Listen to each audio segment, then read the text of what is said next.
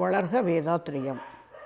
குரு வாழ்க, குருவே துணை. வாழ்க்கை மலர்கள் நாள் ஒரு நற்சிந்தனையில் பிப்ரவரி 24 இன்றைய சிந்தனை குடும்ப அமைதி என்ற ஒரு பொருளில் சிந்தனைக்கு எடுத்துக்கொள்கிறோம். குடும்பம் என்பது கூடி வாழக்கூடிய ஒரு அமைப்பு. ஒரே ஒரு நபர் இருந்தால் அது குடும்பம்னு சொல்ல மாட்டாங்க. ஒன்றுக்கு மேற்பட்டவர்கள் ஒன்று கூடி ஒத்தும் உதவியும் வாழ்வதற்கான ஒரு அமைப்பை முற்காலத்தில் நம்முடைய முன்னோர்கள் ஏற்படுத்தினாங்க. எதுக்காகனா அதான் ஒத்தும் உதவியும் வாழ்வதற்காக. ஒருத்தருக்கு ஒருத்தர் உதவி கொள்வதும் அறிவையும் ஆற்றலையும் பகிர்ந்து கொள்வது, வாழ்க்கை தேவைகளை பகிர்ந்து கொள்வது, வினைகளை கழித்து கொள்வதற்கு கிடைத்த ஒரு உதவி தான் அந்த குடும்ப உறுப்பினர்கள்னு சொல்லக்கூடியவங்க. அதில் மிக முக்கியமான பங்கு வகிக்கிறவங்க அந்த கணவன் மனைவி தான். அந்த கணவன் மனைவி எந்த மாதிரியான பிஹேவியர், பழக்க வழக்கங்கள், குணநலன்கள் உடையவர்களோ அதற்கேற்பத்தான் அவர்கள் பெறக்கூடிய பிள்ளைகளுக்கும் இருக்கும். விதையொன்று ஓட்டால் சொரையொன்று முளைக்காதுன்னு ஒரு பழமொழி சொல்லுவாங்க. அதுபோல் ஒரு குடும்பம் அமைதியாக இருக்கணும்னா அங்கே விட்டு கொடுத்தல், தியாகம், சகிப்புத்தன்மைங்கிறது வேணும். பொறுமை என்பது, அதாவது பொறுக்க முடியாமை, அதை தான் பொறாமைன்னு சொல்லுவாங்க. அது என்ன அப்படின்னா அந்த ஆசைகளை ஒழுங்குபடுத்த தெரியாதனால ஏற்படுறது தான் சிக்கல். மிஸ் அண்டர்ஸ்டாண்டிங், நான் அண்டர்ஸ்டாண்டிங்னு ஆங்கிலத்தில் சொல்லுவாங்க. புரிந்து கொள்ளாததும் தெரிந்து கொள்ளாததும். தன்னை பற்றி மற்றவர்கள் இப்படி நினைக்கணும், அப்படி நினைக்கணும், நான் நினச்சதெல்லாம் நடத்தணும், என்னுடைய ஆசைகள்லாம் நிறைவேறணும்னு அந்த குடும்பத்தில் இருக்கிறவங்க ஒருத்தர் நினச்சாங்கன்னா அது தன்முனைப்பு. அப்போது அப்படி அதை ஏற்றுக்கொள்ளலை அப்படிங்கும்போது ஆசை தடைப்படுத்தும் நபர் மீது ஏற்படும் பொருத்தமில்லாத உணர்ச்சி வயப்பட்ட நிலை தான் இந்த பொறுக்க முடியாத ஒரு நிலை. அது கோபம்ன்றோம், வஞ்சம்ன்றோம், இன்னும் எத்தனையோ வார்த்தைகளில் சொல்கிறோம். அதனால் ஏற்படுறது அமைதி இழப்பு, உடல் நலக்கேடு, மனவளக்கேடு, திறமைகள் வெளிப்படுத்த முடியாமல் போயிடும், மற்றவர்கள் மதிக்க மாட்டாங்க. இன்றைய சமுதாயத்தில் நம்ம பார்த்துக்கிட்டு இருக்கோம். ஒரு குடும்பத்தில் பெற்றோர்கள்ட்டையே பிள்ளைக பிணக்காக இருக்காங்க. அது எல்லாம் காரணம் என்ன அப்படின்னாக்க மிருகநிலை பதிவு அவ்வப்போது வெளிப்படுறது தான். மிருகங்களுக்கு உணவு செய்ய தெரியாது, ஆனால் தன்னுடைய வாழ்வாதாரத்துக்காக எப்படி வேணாலும் அது இருக்குது, அப்படி பழகிடுது. அதனால் அந்த பதிவுகள் அப்படியே இருக்கிறதுனால என்ன தான் பெற்றவங்க பிள்ளைகளாக இருந்தாலும் கூட, பெரிய தியாகம் பண்ணுறாங்க அப்படின்லாம் சொன்னாலும் கூட சந்தர்ப்பப்படும்போது அந்த மிருகநிலை பதிவுகள் வெளிப்படும்.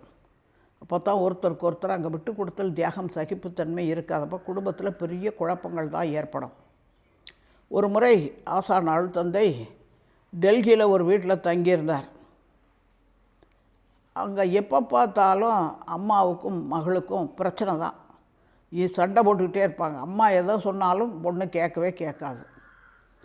இப்படியே இருக்கும்போது ஒரு நாள் அவங்க அம்மா வெளியே எங்கேயோ கடைக்கு ஜாமான் வாங்க போயிருக்கலாம். அந்த பொண்ணு மட்டும் தனியாக இருக்குது.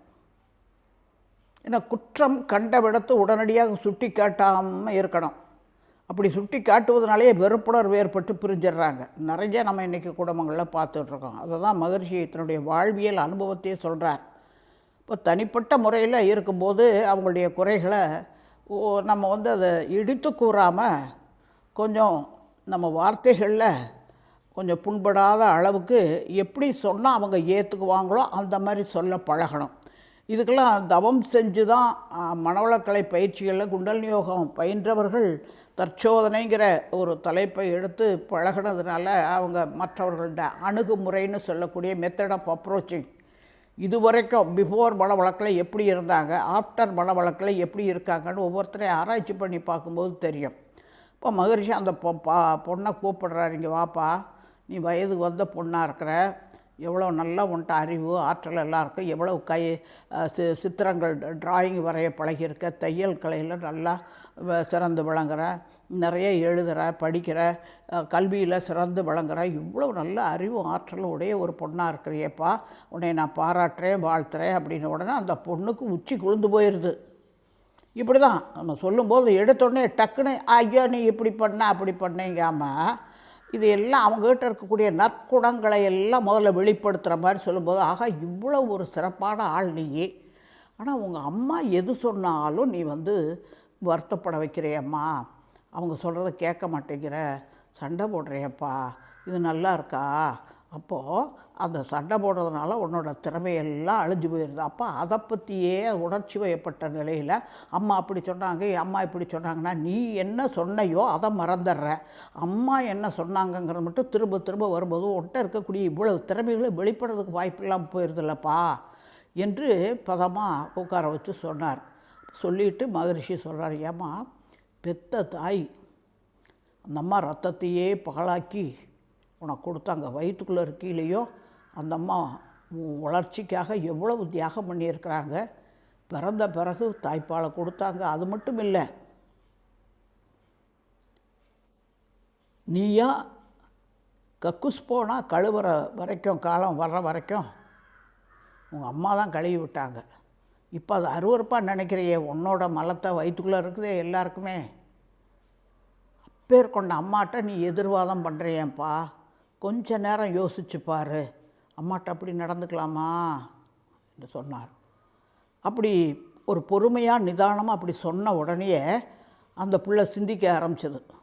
அதுலேருந்து தன்னுடைய குணத்தை மாற்றிருச்சு.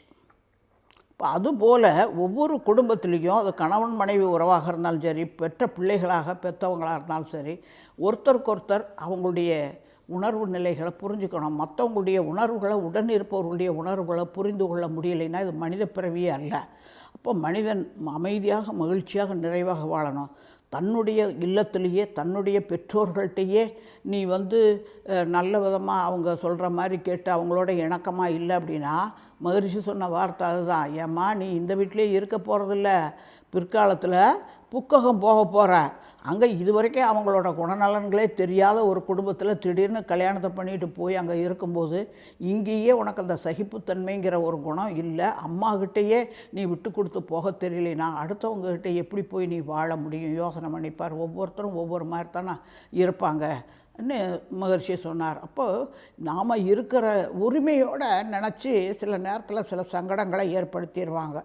ரோட்டில் போகிறவங்ககிட்டயா போய் கோவப்பட்டு பேச முடியும்?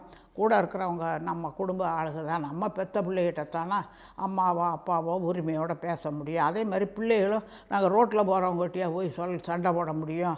அம்மா அப்பாங்கிறனால தான். இப்படி உரிமை காரணமாகவே சில நேரங்களில் சில வருத்தங்களை ஏற்படுத்திக்குவாங்க. அப்படியெல்லாம் கூடவே கூடாது. இந்த குடும்பம் அமைதியாக இருக்கணும் அப்படின்னாக்கா அந்த விட்டு கொடுத்தல், தியாகம், சகிப்புத்தன்மைங்கிறது எல்லா இடத்துலையும் வரணும். அது பொறுமையாக போகணும். மற்றவங்க ஒன்று சொல்கிறாங்க, நம்மளை பற்றி இல்லாததை சொன்னாங்கன்னா கூட அதை நம்ம காதில் வாங்காத மாதிரி, அதுதான் கவலை ஒழித்தல்ங்கிறதுல அலட்சியப்படுத்த வேண்டிய சில விஷயங்கள்னு மகரிஷி சொல்வார்.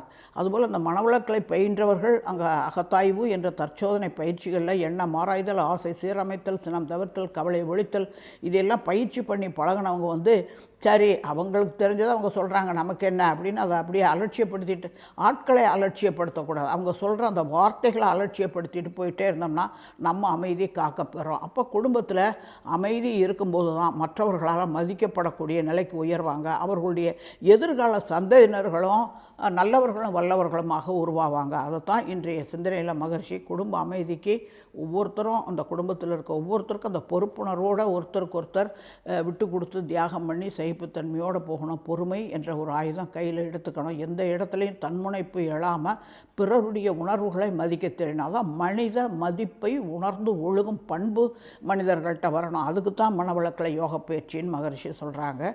எனவே மேலும் சிந்திப்போம், தெளிவு பெறுவோம். வாழ்க வளமுடன்.